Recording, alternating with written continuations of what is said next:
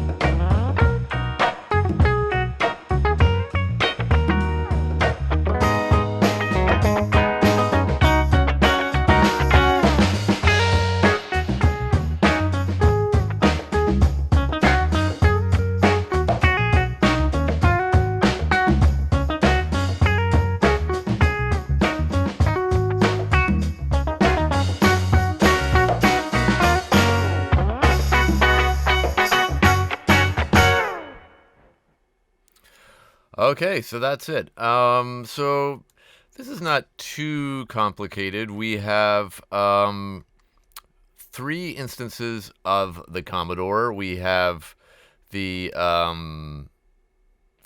chords, the playable version. So I'm not using any loops here. Everything you heard there, I played in myself. We have the melodic thing doing the melody, and then the playable octaves patch was coming in just on like a couple of the turnarounds and the intro and the ending. Then we also have, just out of curiosity, we have the Space Age drums, the Space Age tambourine loop, and I was using the Space Age percussion ensemble, and then there's just some random bass on there somewhere. So let's hide the drums and stuff for now because we're talking about the Commodore. And actually, we don't need the click either. Let's just make this bigger. So maybe let's start with the chords. Oh yeah, before I continue, someone, one of the subscribers on YouTube had the idea that I should make the MIDI files for this available so you could really check it out yourself. So I'm going to do that, and I'll put a link to those MIDI files, or I guess it's going to be like one multi-track MIDI file. I'll put a link to that in the description of this video. Okay, so let's look at these chords. The first thing to take note of is that I'm in the detect mode for this, which is my preferred mode. I think it might depend on your piano chops, whether that's what you want to do or not. But let's take a look at using it this way. Why don't we just listen to the chords only?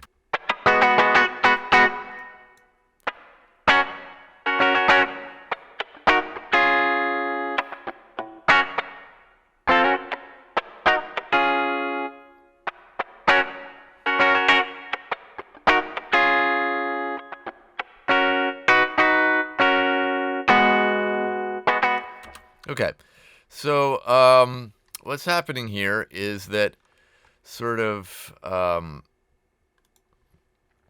in this area down here, I'm playing chords.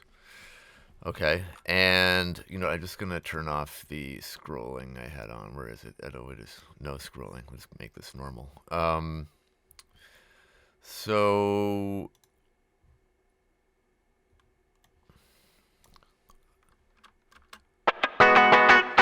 Right, so it's an A flat minor 7. So you can see down here, there's an A flat, B, C flat, B natural, E flat. So I've just voiced a root position A flat minor chord, and then these two notes up here, these are the mute, the little, which are really important for getting the energy and the liveliness.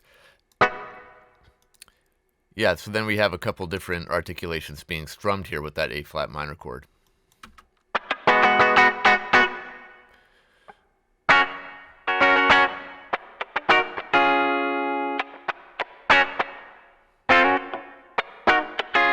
there I went to that scoop. That's like our little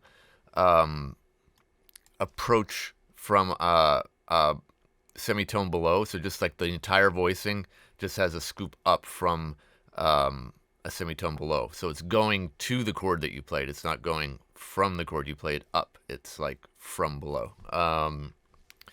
So where were we?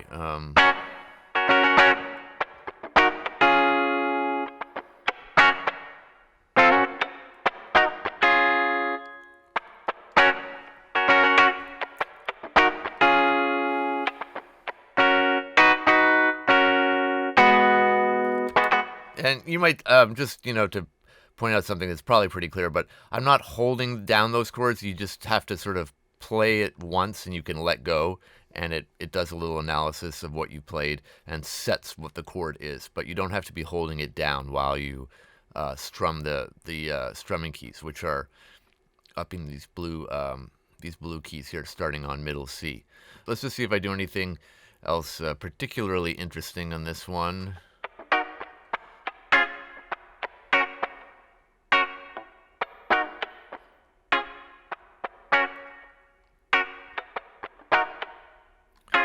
Yeah, we're in the bridge here. This is, just a little bit boring because it's a different feel. Oh, sorry, just right before the bridge, actually.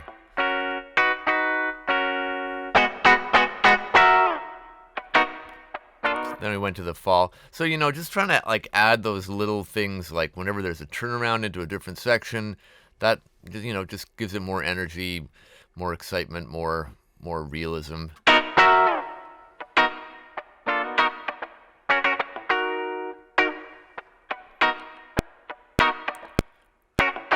Just put the click in so you can hear the rhythmic context.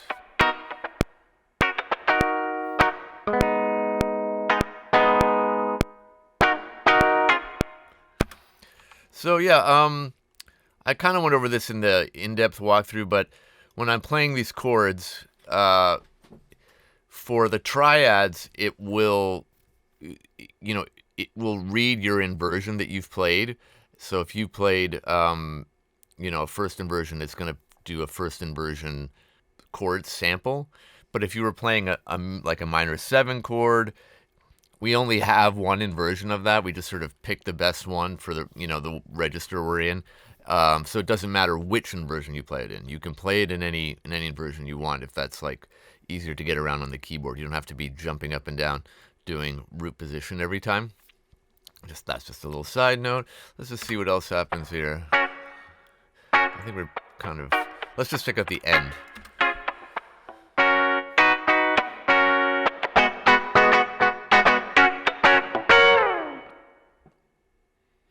Yeah, so, I mean, I don't want to get into music theory here. We're kind of talking about how to use this, but I went to that A flat minor 7 chord.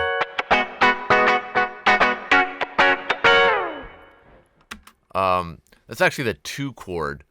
I kind of use that sound a lot in this style where it's like the 2 minor 7 over the 5th. You're not hearing the bass right there. If I put the bass in, where's the bass?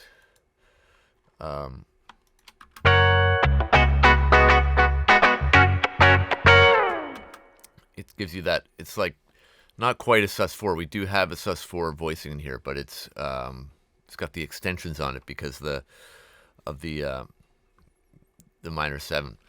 So that's kind of a look at that. Let's go look at the melodic one. This has actually. Let's go to the octaves first because the melodic one is much more involved. Let's just take a quick look at the octaves. If I play I'm going to play all the guitars solo just for the intro. So I kind of just layered this octave thing over a few moments of the track. It's not in the whole way through, and it's basically doubling the rhythm of the chords. So let's listen to the octaves only. Right, so it started with this rise articulation. Where's that? And I just kind of cut it off on the downbeat.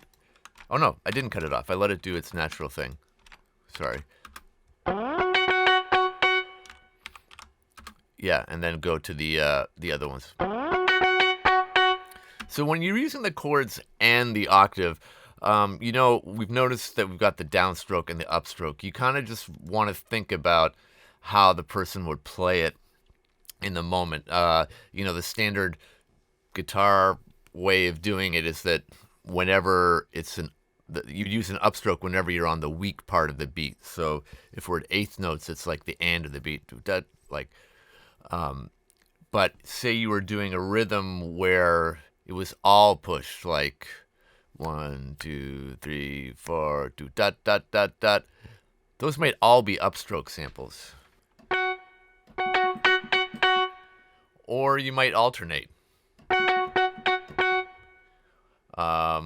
I'm using the longs. I kind of use the longs. Yeah, I mean, I use the long for anything that's not really deliberately short. Go to that end note with the short. You could go short. It's up to you. It really depends on what you're doing. But with the octaves and the chords, each new note that you play stops the note before it. So you can just sort of play your long, and then it'll get cut off when you play the short to keep it, natural. So I think that's kind of like the idea with the octaves. There's a little blurb here. What's this?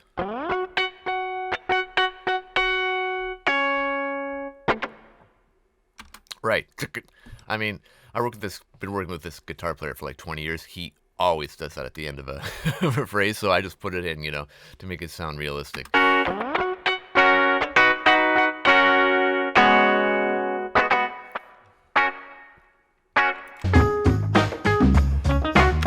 Okay, so let's take a look at the melodic, and let me pull it up here. I mean, I didn't know what to call this patch. It's called melodic. It's for riffs, solos, twiddles. Okay.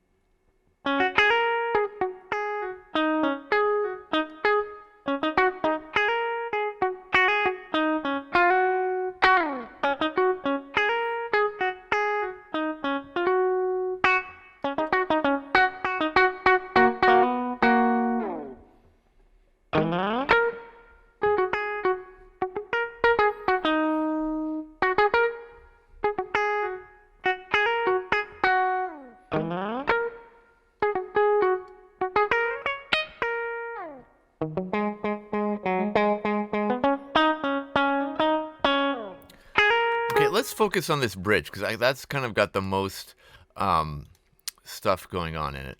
I just wanted to make a note.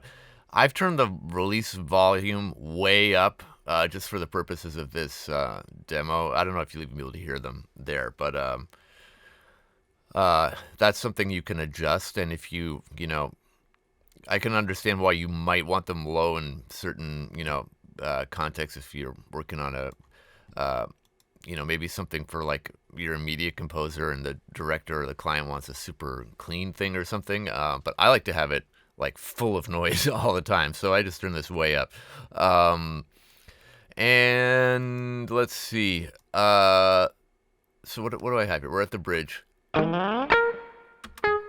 I'm starting with one of the rises. And actually, let me just set this. I think we were on a... Okay. So prior to that, we were on just the regular sustain articulation. And then I used a momentary key switch. So I held down this B flat here. And then when I play the note, it's going to play the rise. You'll see the little white triangle show up here. Here we go. Boom. And then it goes away.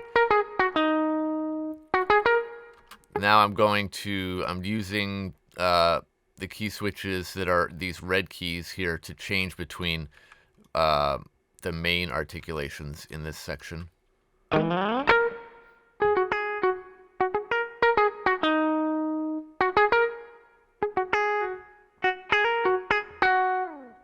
Okay, and there I went to... Did I go to a fall?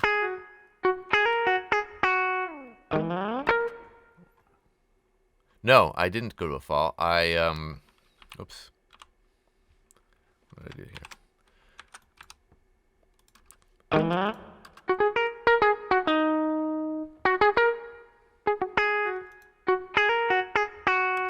Okay, see this G? That's this green key here. It's triggering a short fall release sample. So we're on, excuse me, we're on legato mode 1 is the main sample that's selected.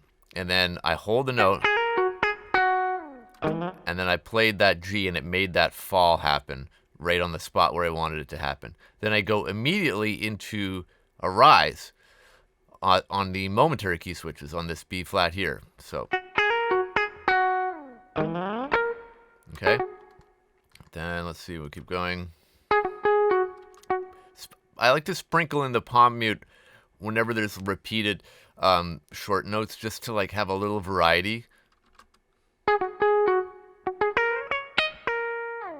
I went to legato mode 2 just for that this little thing right here. Check this out. Just for those 2 notes. Then another another release trigger.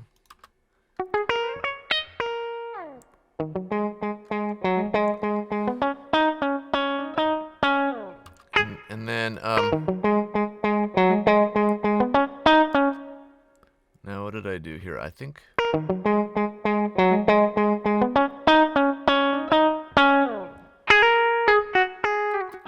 Now, I didn't... I guess I thought I had, but I could have gone to the repetition keys to do some of this, but I just sort of was alternating between longs and staccato and then a palm mute.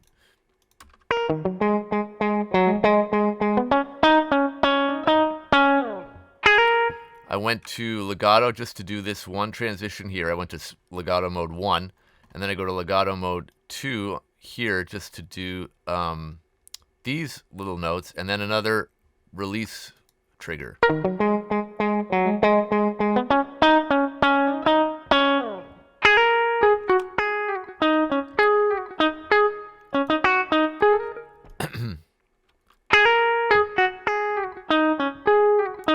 Right, so now we're kind of in the second, the last A section, we're kind of hanging on this legato mode 2 and doing a lot of slides between notes, and then just using, see, I'm not changing the main articulation anywhere in here, okay? I'm just using momentary key switches to add a little flavor on certain notes.